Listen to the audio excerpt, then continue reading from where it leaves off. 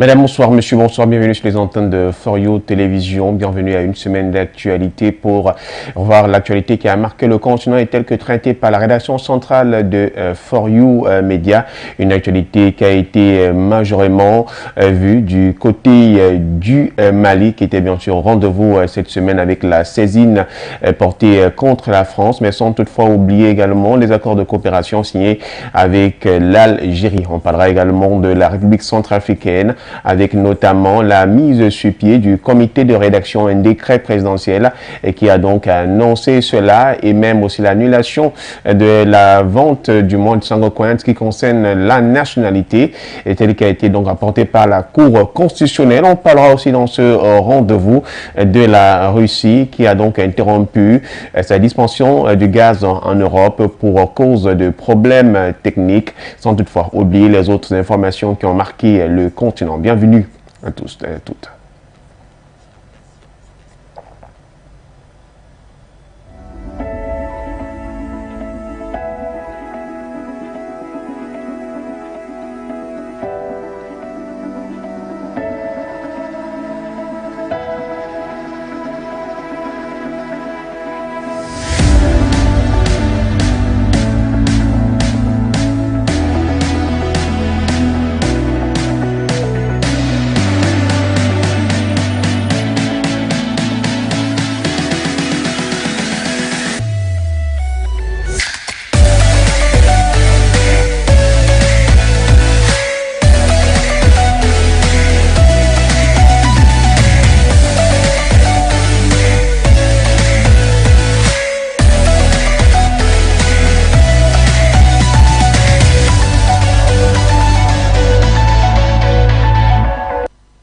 Mali et de sa saisine contre la France au Conseil de sécurité des Nations Unies. Le Mali a donc demandé à ce que la Chine puisse convoquer la réunion. Celle-ci n'a pas encore été faite. Il y a comme une sorte de flou qui perdure sur le ciel du Conseil de sécurité des Nations Unies, alors que le Sénégal a donc demandé sa médiation, bien que Bamako a refusé celle-ci. Je vous propose tout de même de revenir sur cette actualité qui a été traitée par nous pour le compte Bégoudé. Le Mali a accusé la France de violation de son espace aérien, de soutenir indirectement et directement les groupes djihadistes sur son sol et d'espionnage. Celui-ci a d'ailleurs saisi le Conseil de sécurité le 15 août dernier dans l'optique de l'organisation d'une réunion d'urgence pour exposer les faits. Dans cette nouvelle affaire qui oppose une fois de plus Bamako à Paris, le président en exercice de l'Union africaine, Macky Sall, s'est proposé comme médiateur entre les deux. Étonnamment, il ne s'agit pas d'une médiation pour que la lumière soit, mais pour un arrangement loin des regards internationaux entre Mali et France. Un fait mal vu par certains analystes. Pour moi, traduit principalement deux choses. La première, c'est que soit le président Macky Sall serait justement partie prenante de cette affaire, dans ce qu'on comprend très bien sa volonté à tout faire ou alors à mener à ce que la lumière ou alors que la vérité ne se sache pas. Deuxièmement, c'est que cela conforterait justement les positions d'un certain nombre d'analystes qui penseraient que le président Macky Sall serait un francophile et donc de par son amour pour la France, celui-ci ou alors de par un certain nombre d'intérêts et de jeux qui le lient à la France, il ne gagnerait pas à ce que cette face hideuse de la France puisse être connue au grand jour. Plus de 14 jours après la saisine du Conseil de sécurité de l'ONU par le Mali, silence radio s'observe toujours. Aussi bien ce silence que la médiation de Macky Sall annoncée jette le flou sur la tenue de cette réunion d'urgence, sans oublier la présidence rotative du Conseil de sécurité qui sera entre les mains de la France dans quelques jours. Alors, peut-on encore espérer que la vérité soit établie ? Le pays qui assure la présidence tournante, c'est la Chine. Donc, la Chine étant un allié du Mali, bon, c'est impératif aujourd'hui de voir comment va réagir la Chine face à cette plainte du Mali contre la France. Quoi qu'il en soit, il est également important de rappeler que cette présidence étant tournante, les jours qui arrivent, elle va passer entre les mains de la France et on peut être sûr que une fois passée entre les mains de la France, cette réunion d'urgence n'aura jamais lieu. Donc c'est l'occasion aujourd'hui pour ces alliés de l'Afrique de prouver leur amitié envers l'Afrique en permettant justement à la diplomatie malienne de présenter ces preuves qui accablent la France au niveau du Conseil de sécurité. La quête d'une constatation internationale du tort causé au Mali reste attendue par Bamako, mais pas que. L'Afrique aussi a les regards tournés vers cette affaire. En République centrafricaine, la Constitution a été donc évoquée. Le comité chargé de la rédaction du projet a été créé par décret présidentiel de la République signé donc du 26 août 2022 que l'équipe qui aura en charge de la rédaction du projet de la nouvelle Constitution centrafricaine a vu le jour. Celle-ci est composée de 53 membres. Le dit comité aura la lourde mission de proposer au peuple centrafricain une loi fondamentale qui rime avec ses aspirations au bout de 3 mois. Il faut préciser que ce comité arrive quelques temps après la marche citoyenne tenue à Bangui le samedi 7 août avec comme objet principal la révision de la Constitution. Je propose d'écouter son partage qui nous a été signé. Les choses se précisent pour l'adoption d'une nouvelle constitution en République centrafricaine. Après avoir écouté l'appel de son peuple lors de la marche citoyenne du 7 août 2022 à Bangui, le président de la République, Faustin-Archange Touadéra, a signé le 26 août dernier un décret portant création du comité en charge de la rédaction du projet de la nouvelle constitution. Composé de 3 pages, le décret présidentiel précise la constitution du comité en charge de la rédaction de la nouvelle loi fondamentale, ses attributions ainsi que la durée de sa mission. Composé de 53 membres, le comité en charge de la rédaction du projet de la nouvelle constitution épouse les différentes composantes de la nation centrafricaine, notamment 6 représentants des pouvoirs publics, 7 de l'Assemblée nationale, 10 représentants des partis politiques à la fois de la majorité et de l'opposition, 3 représentants de la diaspora, de même que pour les confessions religieuses, 4 représentants de la société civile, 1 représentant pour chacune des institutions suivantes.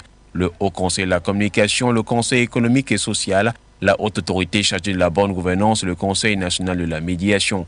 Comme attribution, le comité devra élaborer et adopter son règlement intérieur, adopter le budget de ses travaux, auditionner les forces vives de la nation sur les questions constitutionnelles. Le comité devra remettre au président de la République, chef de l'État, le projet de la Constitution, de même que les projets de textes connexes. Le comité devra enfin dresser un rapport moral et financier de sa mission et le remettre au président de la République, chef de l'État. La mission du comité de rédaction prendra fin après remise du projet de la nouvelle constitution au président de la République, soit 3 mois après l'installation des membres du comité de rédaction. Précisons que le comité sera chapeauté par un bureau qui est chargé de diriger et coordonner toutes les actions du comité de rédaction, produire le rapport général, les travaux et organiser la remise du projet de la constitution et les documents connexes au président de la République, chef de l'État. Soulignons que le décret portant création du comité de rédaction du projet de la constitution s'est vu motivé par l'appel à plusieurs niveaux et à plusieurs reprises du peuple centrafricain de procéder à la révision de la Constitution du 30 mars 2016, laquelle permettra au président Touadéra de briguer un 3e mandat. Le président de la République s'était d'ailleurs dit favorable à cela dans une adresse à la nation le 13 août 2022. Outre cela, on note d'autres aspects macroéconomiques que va intégrer la nouvelle Constitution afin de donner une large manœuvre pour une mise en place de la politique centrafricaine. Classé désormais dans le panthéon des grands bâtisseurs de la République centrafricaine, le président Touadéra, soucieux de l'avenir de son pays, a engagé des projets novateurs à nul autre pareil pour procéder à la croissance de la République centrafricaine et la rendre économiquement libre, ce qui ne pourrait être fait, la Constitution n'admettant pas cela. Et le peuple centrafricain l'ayant compris a demandé la révision de la Constitution du 30 mars 2016. Une invite qui n'est pas passée dans les oreilles de sourds. Sur la question de ce comité de rédaction, je vous propose de suivre cette analyse de Christian Aimé Tchonke, DD, spécialiste de la gouvernance des relations internationales.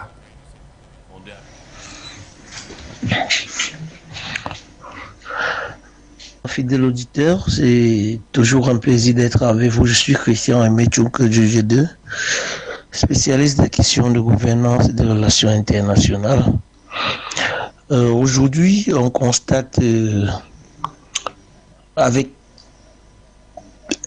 satisfaction la philosophie et la vision du renouveau démocratique qui irradie cet État qui, depuis longtemps en Afrique, a fait l'objet d'une instabilité quasi notoire au regard des crises sociopolitiques qui ont connu son évolution et surtout matérialisées par des coups d'État à répétition. Mais aujourd'hui, cet État, qui n'est autre que la République centrafricaine, sous l'ère du président actuel Touadéra manifeste depuis longtemps une volonté d'asseoir une stabilité constructive et un renouveau démocratique pouvant permettre une marche en avant de ce pays au potentiel de ressources naturelles élevées.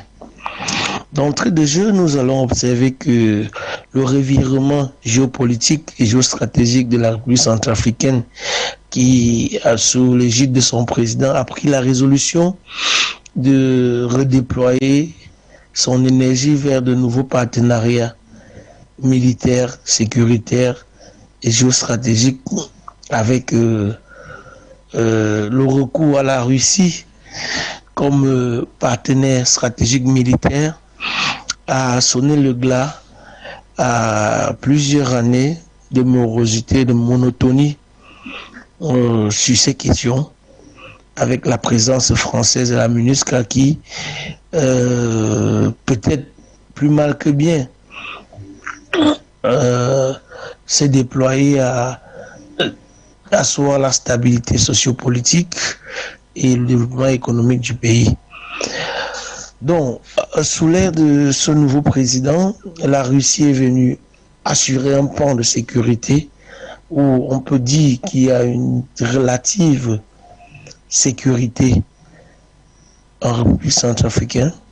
Mais à côté de cette relativité sécuritaire qui a donné de l'espoir à toute la communauté et surtout au gouvernement, il fallait adosser, tracer les voies, les perspectives d'une sortie démocratique des crises avec une nouvelle République centrafricaine qui devrait ou qui doit être celle-là qui est loin des affrontements militaires anti-Balaka Seleka, ou celle-là qui doit être l'objet des coups d'État et des putschs, mais une transition démocratique qui devrait permettre à la nouvelle République de constituer des mécanismes d'évolution du pouvoir et de gestion des activités ou des affaires de l'État selon les règles qui soient consenties, consensuelles, partagées, adoptées par le peuple.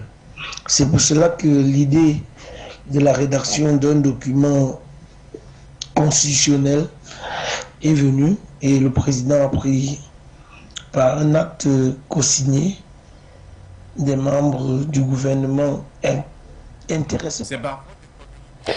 Du côté toujours de la République centrafricaine, on parle de la législation de la crypto-monnaie. La présidente de la République, cette semaine, a réagi à la décision de la Cour constitutionnelle, une haute juridiction donc, du pays qui s'est prononcée au sujet de la vente en ligne de la nationalité centrafricaine et des ressources naturelles de la République centrafricaine à travers le projet Sango Coin et la demande d'annulation basée sur l'utilisation du mot Sango pour la crypto-monnaie lors de son audience du 29 août 2022 à Bangui. Reportage. C'est par voie de communiqué de presse numéro 0019 PR/DIRCAB/22 en date du 30 août 2022, signé du ministre d'État, directeur de cabinet à la présidence de la République, Obed Namsio, que la présidence de la République centrafricaine a réagi au sujet du verdict rendu par la Cour constitutionnelle, notamment en ce qui concerne la vente en ligne de la nationalité centrafricaine à travers le projet Sango Coin et la demande d'annulation basée sur l'utilisation du Sango pour la crypto-monnaie. En effet, lors de son audience du 29 août 2022, la Cour constitutionnelle a annulé la vente en ligne de la nationalité centrafricaine et des ressources naturelles de la République centrafricaine à travers le projet Sango Coin, près de mois après avoir été saisi par le professeur Jean-François Akandi Kombe, jugeant la mise en vente anticonstitutionnelle et a rejeté par ailleurs la demande d'annulation basée sur l'utilisation du mot Sango pour la crypto-monnaie. Des décisions actées par l'exécutif suivant le communiqué de presse. Dans son contenu, la présidence de la République note avec satisfaction que la décision de la plus haute juridiction de l'État en matière constitutionnelle ne remet pas en cause la loi numéro 22.004 du 22 avril 2022 régissant la crypto-monnaie en République centrafricaine. Dans la suite, le document fait savoir que la mise en vente de la nationalité, la création et la mise en vente d'une e-résidence, la mise en vente de terrain et des ressources naturelles annoncées dans le projet Sango et jugé inconstitutionnel ne figure pas dans l'ordonnancement juridique national, puisque non encore consacré par des textes législatifs ou réglementaires. Et pour faire face à cela, la présidence de la République tient à rassurer l'opinion nationale et internationale que le gouvernement centrafricain, sous le leadership éclairé de son Excellence le professeur Faustin Archange Touadéra, le président de la République, chef de l'État, prendra toutes les dispositions idoines pour éviter les potentielles violations de la Constitution relevée par la plus haute juridiction de l'État en matière constitutionnelle dans le cadre de l'implémentation du projet Sango. Dans son paragraphe final, la présidence de la République fait savoir, à travers ce communiqué de presse, qu'il réaffirme le projet Sango Coin, dont le texte est déclaré conforme à la Constitution, reste et demeure la nouvelle structure économique qui ouvre la voie à un avenir numérique à travers une crypto-monnaie commune et un marché des capitaux intégré capable de stimuler le commerce et soutenir la croissance économique de la République centrafricaine. Nous parlons du DENIS ouvert le 20 août 2022 au palais du 15 janvier sous la présidence du président du Conseil militaire de transition, son Excellence le général Mahamat Idriss Déby Itno. Le dialogue national inclusif et souverain connu déjà ses premiers chocs. Les participants à ce rendez-vous d'unité des filles et fils tchadiens se voient déjà divisés, même comme le président Gotabaya a donc opté pour une autre attitude de faire intervenir ceux qui ont été démissionnaires. Voyons cela avec Bégoudé. Une semaine après l'ouverture du dialogue national inclusif et souverain au Tchad, les échanges peinaient à évoluer. Le week-end dernier, notamment les 26, 27 et 28 août, l'heure était à l'adoption du règlement intérieur dont l'approbation a été écornée. Les choses ont fini hier, donc ce n'est pas un règlement intérieur adopté. Les gens ont proposé, ils ont fait des amendements, il ne reste maintenant à approuver. La conclusion ne veut dire pas, nous franchement nous ne reconnaissons pas ce règlement intérieur, donc ce n'est pas adopté. Le dialogue peut être apaisé, parce que chacun est venu avec ce qu'il pense de ce dialogue. Et ce n'est pas ce règlement qui va faire baisser les bras aux gens. Nous sommes là, nous saurons ce que nous allons faire par la suite, même avec ce règlement. Les travaux, qui ont repris le samedi 27 et le dimanche 28 août, avaient pour ordre du jour le vote et la conception du présidium, qui devrait être composé de 21 membres. Mais le hic, 500 personnes sur 1400 délégués ont souhaité intégrer l'instance. Au départ, la nature même du vote divisait, soit un vote par bulletin secret, soit un vote à main levée. Finalement, les membres ont été désignés par le comité d'organisation du dialogue national inclusif CODNI. Au bout des échanges, le président du présidium a été élu en la personne de Gali Ngotegata, opposant au défunt chef de l'État Idriss Déby Itno en 2016. Alors que les travaux des commissions qui porteront sur les questions sociales, la paix, la réconciliation nationale et même les libertés fondamentales sont prévus pour le 30 août. Plusieurs partis politiques et groupes politico-militaires ont menacé de se retirer du dialogue national inclusif mis sur pied par le président Mahamat Idriss Déby Itno, plus encore après l'établissement du présidium. Ceux-ci dénoncent, je cite, des manœuvres qui visent à saper la réussite de ce dialogue tant attendu par le peuple. Fin de citation. Les associations de la société civile, après avoir critiqué 20 membres du présidium élus le week-end, ont déclaré pour les avocats et médecins, je cite, « Nous les laissons continuer leur monologue ». Fin de citation. Le dialogue national, selon son programme initial, devrait s'achever le 20 septembre. Celui-ci, mis sur pied pour déboucher sur des élections libres et démocratiques, préparer l'après-transition, renforcer la paix et la justice, ainsi que la réconciliation nationale. La TICAD 8, le Japon va investir 30 milliards de dollars en Afrique les 3 années à venir. C'est l'annonce principale qu'a fait le Premier ministre japonais lors de l'ouverture du sommet à Tunis. Fumio Kishida a indiqué que c'est au profit de certains secteurs, notamment l'écologie, la santé, l'éducation, les ressources humaines et bien d'autres. La rencontre s'est tenue du 27 au 28 août en Tunisie. Des précisions dans ce reportage. Partenaire de longue date des pays d'Afrique, le Japon a annoncé par la voix de son Premier ministre lors de l'ouverture de la 8e édition de la TICAD qu'il va investir 30 milliards de dollars dans certains domaines en Afrique. Il va s'agir de promouvoir la croissance verte, donner un coup de pouce à la santé, à l'éducation, aux ressources humaines, à l'agriculture et faire la promotion des investissements, le cas des startups. Fumio Kishida a affirmé que le Japon tient à être un partenaire d'une Afrique qui grandit avec elle et œuvre pour surmonter les défis. Le chef du gouvernement japonais a ajouté qu'il adoptera sa propre approche en mettant l'accent sur les personnes ou les ressources humaines pour parvenir à une société africaine agile et résiliente. Mais il faut dire que ce n'est pas la première fois que le gouvernement japonais entend de poser de tels actes en Afrique. En 2016 et 2019, par exemple, Tokyo a fait la promesse d'un montant similaire avec en prime l'investissement dans des entreprises japonaises dans le continent. Par ailleurs, il faut noter qu'à travers le concours de la JICAL, le Japon a financé la construction des écoles et des hôpitaux pour ce qui est du Cameroun. Bien que l'Afrique du Sud soit le lieu par excellence, où Tokyo a très souvent orienté son financement.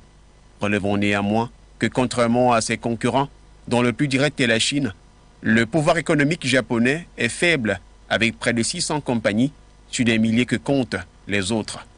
Ouvert le 27 août 2022 dans la capitale tunisienne, la TICAD 8 a réuni 300 hommes d'affaires et a vu la présentation de 82 projets pour une valeur de 2,7 milliards de dollars.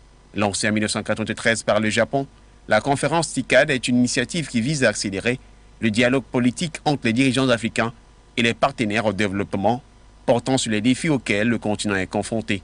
Le sommet s'est achevé dans l'après-midi du 28 août 2022 et a vu la participation du président tunisien Kais Saïd, du ministre japonais des Affaires étrangères Yoshimasa Hasahi, du président de l'Union africaine Macky Sall, ainsi que des délégations de la Banque africaine de développement, de l'Organisation mondiale du commerce, de la Banque mondiale, de l'Union africaine et des Nations unies. Afin de tenter de comprendre cela, nous avons pu rencontrer Aloïse Onana. Il est journaliste économique du côté de Cameroun, directeur de publication du journal Économie du Cameroun. Alors, d'entrée de jeu, disons que le TICAD est la plateforme à travers laquelle le Japon contribue, participe à notre émergence, à notre développement. C'est à travers, c'est le bras séculier en quelque sorte du gouvernement japonais qui lui permet d'apporter ce qu'il peut à notre émergence. Alors, les travaux de la 8e édition du TICAD qui se tiennent donc à Tunis depuis samedi sont couronnés de grandes annonces comme les 30 milliards de dollars que le Japon se dit être disposé à injecter en Afrique les 3 prochaines années. Et disons que ce n'est pas la première fois quand même que le Japon promet d'injecter un tel montant en faveur du continent. La première fois c'était en 2016 et en 2019 également. Le même montant a été promis, et en 2019 par exemple, il avait été au-delà des 30 milliards de dollars qui avaient été promis à l'Afrique. Il avait également été demandé aux patrons d'entreprises japonaises de commencer à investir densément sur le continent. Rappelons au passage que le TICAD jusque-là, c'était jusqu'en 2019 par exemple, c'était uniquement au Japon ou dans d'autres pays, mais jamais en Afrique. C'était beaucoup plus une affaire qui s'est passée au Japon, et depuis 2019, on a jugé utile de s'ouvrir, de tenir ce rendez-vous-là désormais sur le continent, et les travaux avaient eu lieu au Kenya. Alors, pendant ces travaux, il y avait eu beaucoup de constats.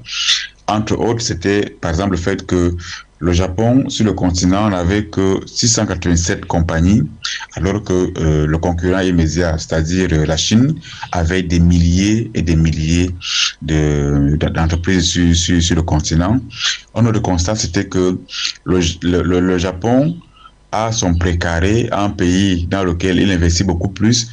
Pratiquement, il s'agit uniquement de l'Afrique du Sud, pendant que d'autres pays africains ne captent que quelques financements, et le gros lot, les 3 quarts pratiquement vont en Afrique du Sud. Et donc, depuis ces travaux du Kenya, la décision avait été prise de maximiser, d'aller au-delà de 687 entreprises et d'investir davantage. Maintenant, le secteur privé le secteur privé japonais n'a pas encore réussi à se positionner, à avoir la même puissance de frappe que les entreprises européennes, par exemple. Mais il est question de plus en plus de les accueillir, de les amener à intégrer, arriver sur le continent.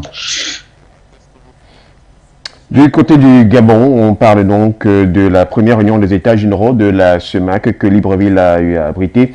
Une rencontre qui a mobilisé toutes les institutions spécialisées de la communauté monétaire dans la semaine. Au menu, reformation du franc CFA et la probable fusion CEMAC-CEAC, entendez donc communauté des États monétaires de l'Afrique centrale, la communauté des États de l'Afrique, la communauté des États économiques de l'Afrique centrale.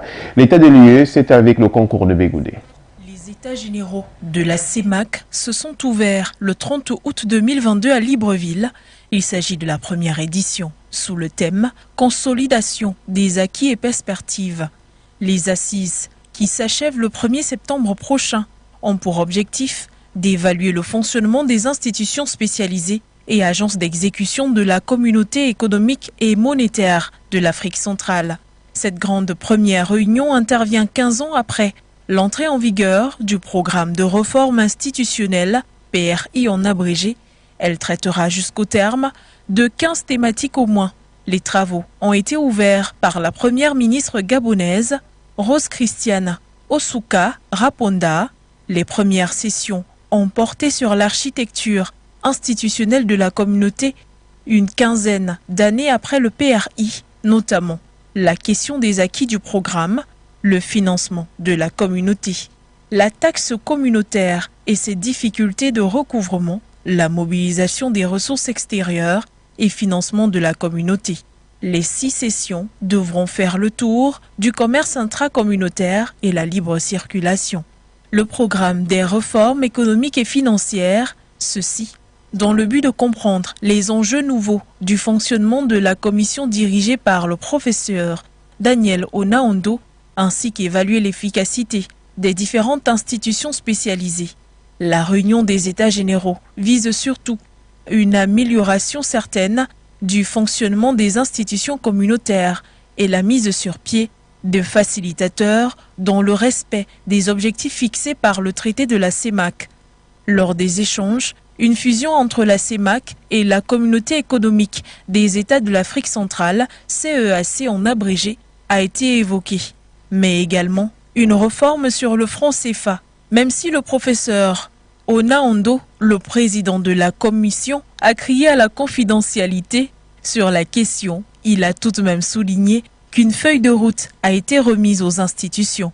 Les avancées des travaux sur la réforme du franc CFA et les échanges avec la France seront étalés lors d'une réunion du Conseil des chefs d'État dans le but d'aboutir à des ententes sur la question. Parlons du Mali et de l'Algérie qui ont donc entamé une voie vers une coopération dans les secteurs de l'énergie et des mines. C'est une nouvelle étape que viennent de franchir donc le Mali et l'Algérie. Les deux pays frères se sont engagés cette semaine, le 1er septembre 2022, à diversifier et renforcer leur coopération, notamment dans les secteurs de l'énergie et des mines. Une occasion donc faite à l'occasion de la visite de travail du chef de la diplomatie algérienne, Raptan Lamara, reçu en audience à Bamako par son homologue malien, Abdoulaye Diop.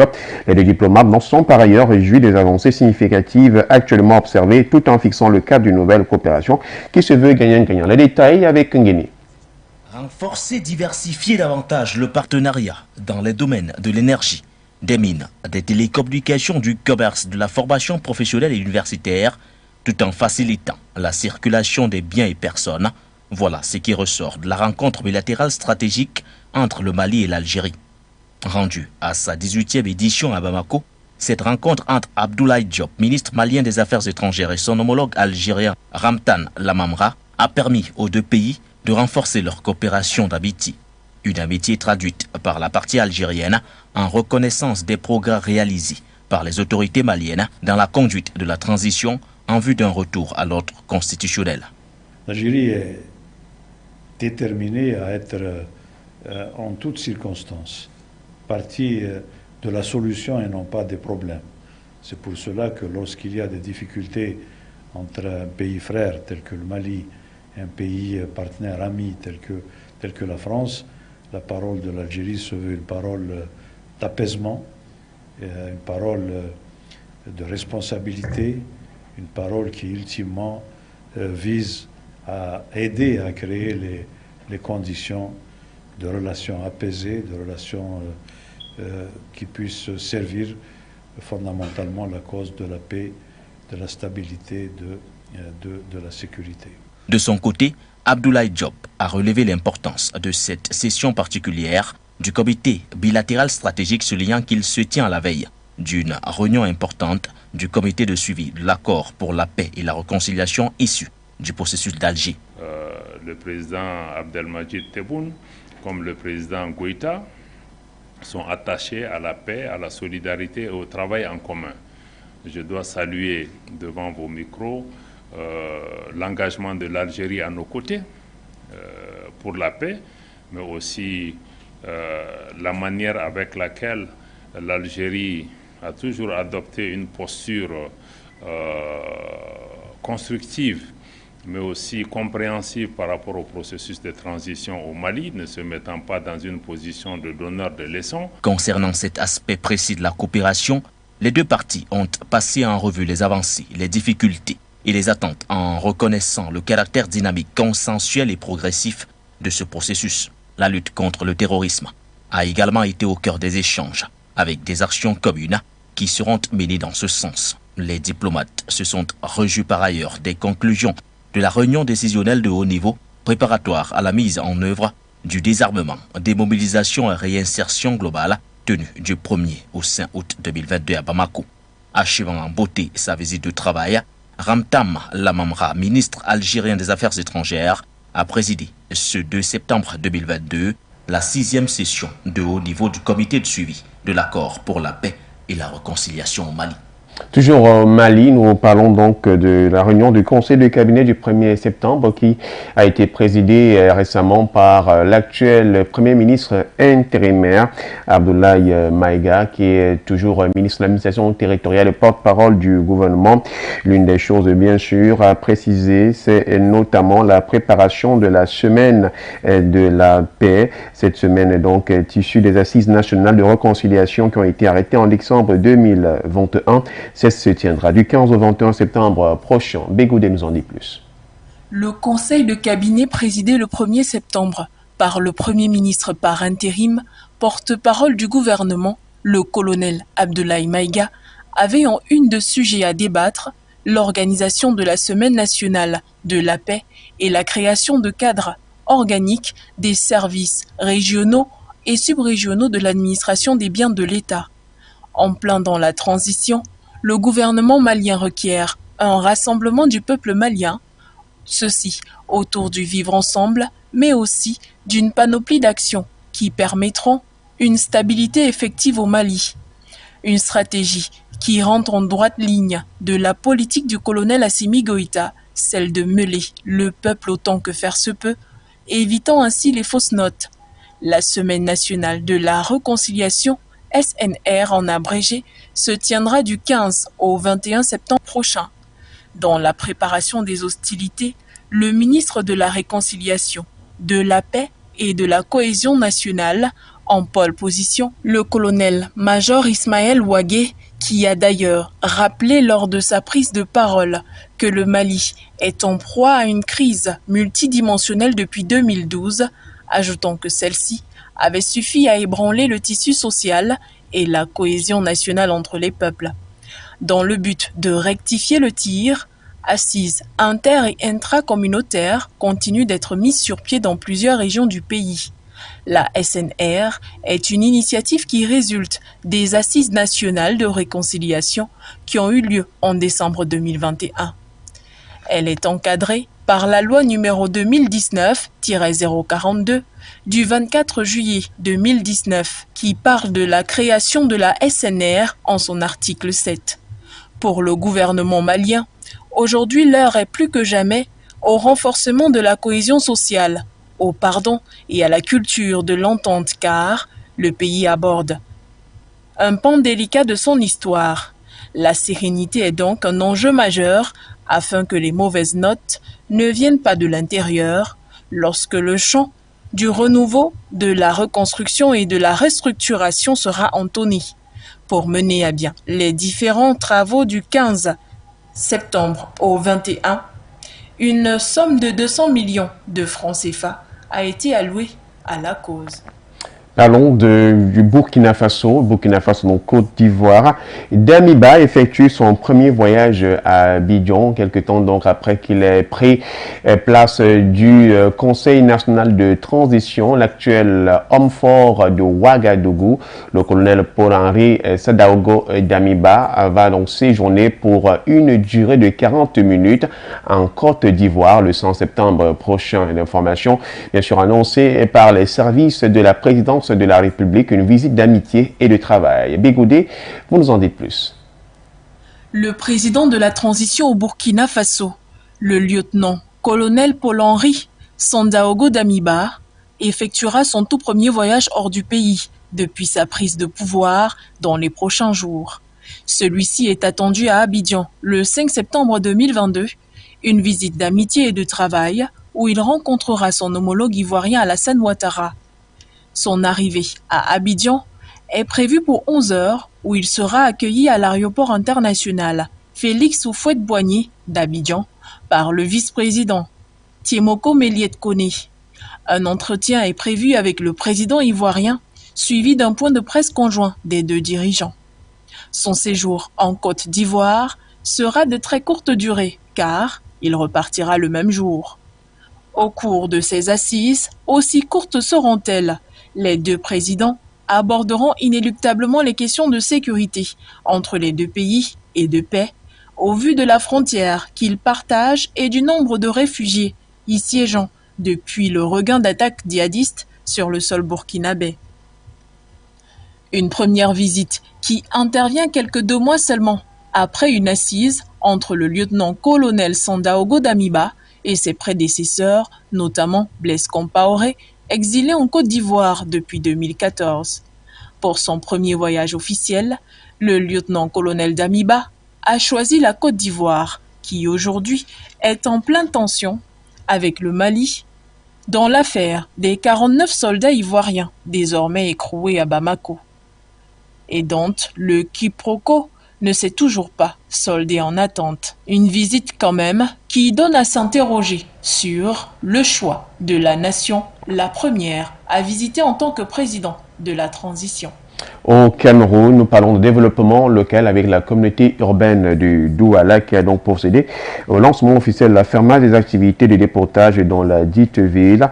Des travaux qui ont pu être présidés par le maire de la ville, Dr Roger Mbassa Diné, dans l'objectif d'optimiser l'action de la ville pour un développement local efficient. Cette cérémonie s'est tenue donc dans un hôtel de la Pratte en présence du préfet du Vouri qui s'est donc fait représenter et du directeur général d'Ali Africa, l'entreprise adjudicataire. Suivons ce reportage. C'est une salle de cérémonie du Crystal Palace Hotel de Douala, bien apprêtée pour la circonstance, qui a servi de cadre ce 1er septembre 2022 à la cérémonie de lancement officielle de la fermage des activités de dépotoir dans la ville de Douala. Une opération de la communauté urbaine de la ville éponyme avec comme objectif d'optimiser l'action de la ville pour un développement local efficient et dont la gestion sera assurée par Ali Africa. En effet, en vue d'optimiser l'action de la ville dans le cadre du recouvrement pour un développement local efficient, la communauté urbaine de Douala a jugé opportun de mettre un avis à manifestation d'intérêt, c'est le 15 décembre 2021, un avis relatif à la présélection de l'entreprise pour la délégation sous forme d'affermage de la gestion et l'exploitation des activités relatives à la dégradation de la chaussée, surtout étant la ville de Douala, au titre des exercices budgétaires 2021 et suivants. Entreprise adjudicataire, Ali Africa sera donc en charge de la gestion des stationnements, des parkings spontanés des véhicules à forte contenance, afin d'éviter la dégradation de la chaussée et le sabotage des véhicules concernés par les équipes compétentes, en y apportant un service de transparence et de sécurité. Nous donnons aux usagers, avec la technologie, une possibilité de payer et avoir la traçabilité.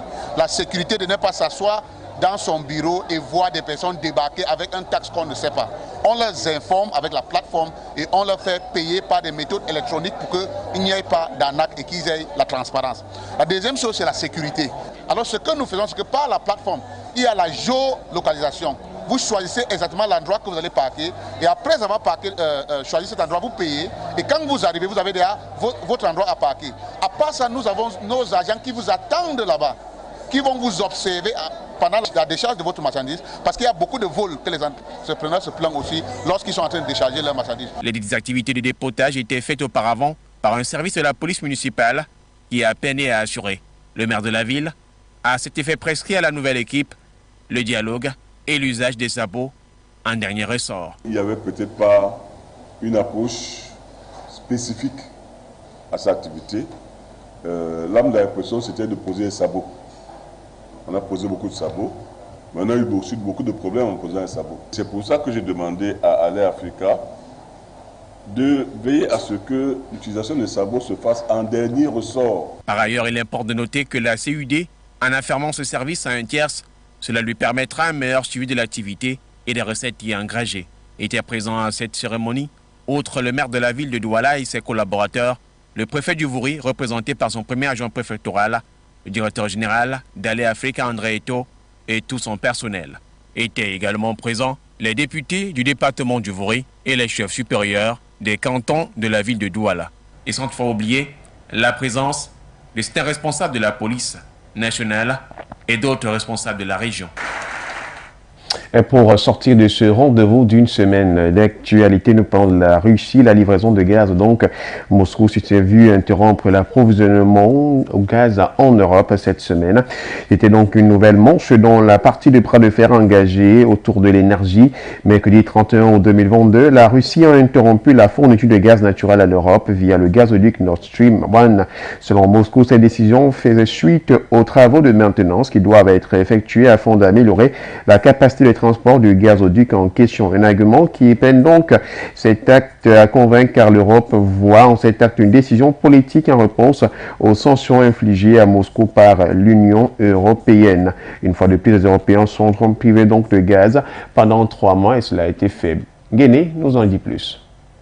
C'est un nouvel épisode qui décidément accroît encore un peu plus la défiance entre Moscou et l'Europe.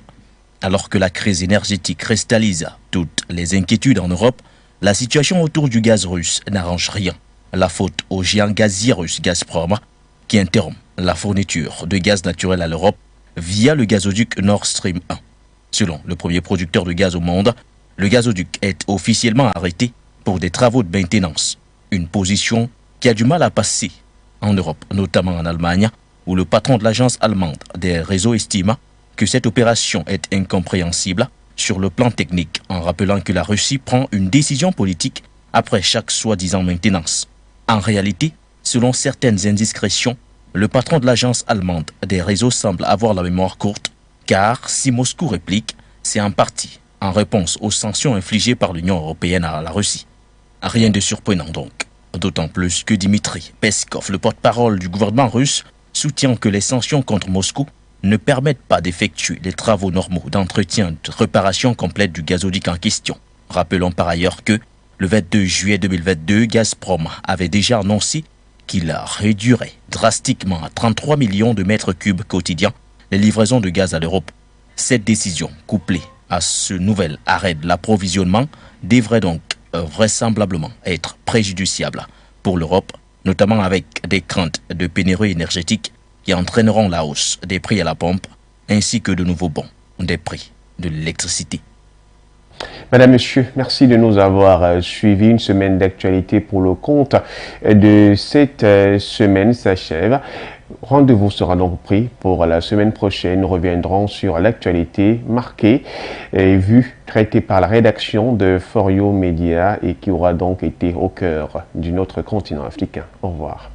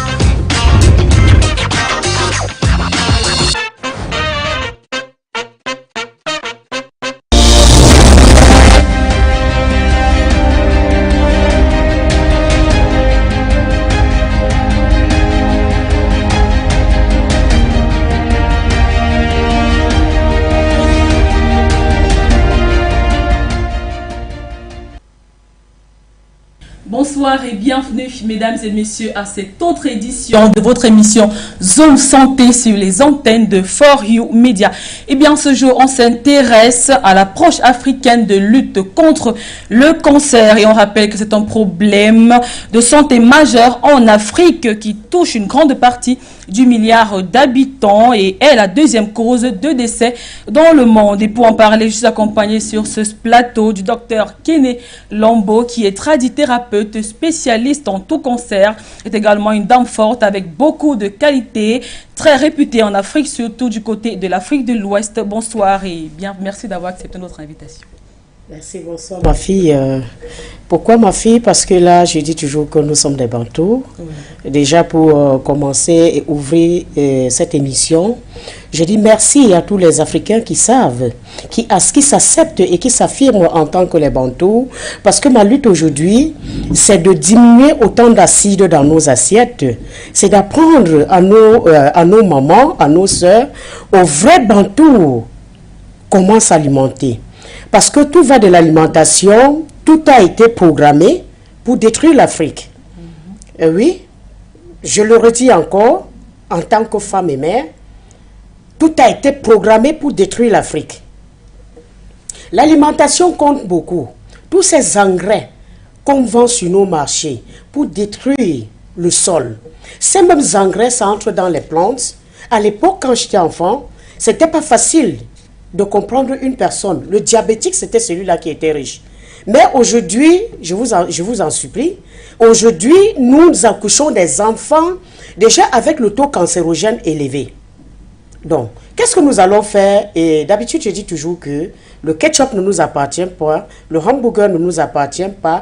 Toutes ces choses qui viennent de l'Occident, là, c'est qu'on envoie ici, là, ce n'est pas pour nous nourrir, mais c'est pour nous détruire, parce que dans leur programme, ils veulent une Afrique sans les Africains. Voilà, et nous combattons cela aujourd'hui et nous disons déjà vraiment merci à moi personnellement, je dis merci à cette émission qui est ouverte et que il a écrit quelque part For You. Voilà. Ce qui veut dire chez moi en patois que moi-même je suis là. Et nous allons combattre cela ensemble parce que nos enfants, moi, je ne peux pas accepter que mes enfants soient castrés aujourd'hui selon l'alimentation qui nous sont imposées par l'Occident. Merci beaucoup, madame. Voilà, je tiens à rappeler justement aux téléspectateurs que le docteur Lambo a elle-même été victime d'un cancer il y a quelques années et a pu l'éradiquer en 8 mois. Est-ce bien cela, docteur? Non, c'est cela, c'est vraiment ça. Avant que je ne tombe malade, je soignais déjà. Et comme je crois toujours en Dieu, je crois en mes ancêtres, j'ai dit, je me suis couchée quand j'ai découvert, quand on m'a dit que j'avais le cancer du sein, je suis rentrée, je me suis couchée et j'ai dit, aux environs le lendemain à 2h et plus, que Seigneur, si tu m'as donné la force, le pouvoir, la combinaison active qui doit m'aider à soigner les uns et les autres, ça veut dire que toi, tu es capable à travers moi